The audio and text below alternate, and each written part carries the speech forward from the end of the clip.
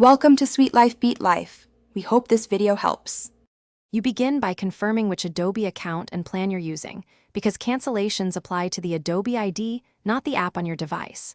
Sign in at Adobe. Calm with your credentials and go straight to Manage Plan. This saves time. Once there, identify whether it's a Photoshop single app or a bundled photography plan, and record the next billing date so you know if prorated credits apply. If you can't sign in, use Account Recovery now, because you need access to cancel. Next, go to Account, then Plans, and click Manage Plan, then select Cancel Plan to start the cancellation flow. You will be asked for a reason. Choose honestly, because Adobe may present offers or discounts.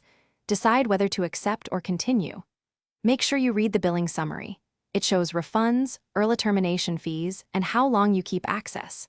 If you paid via Apple, Google Play, or a reseller, cancel through that storefront instead, because Adobe cannot cancel third-party charges for you. Finally, complete the cancellation steps and wait for a confirmation email. This email proves the cancellation, so save it. Make sure the account page shows your subscription as canceled or lists an end date. If you still get charged, act quickly. Collect receipts, screenshots, and the confirmation email, then contact Adobe Chat or phone support to dispute the charge.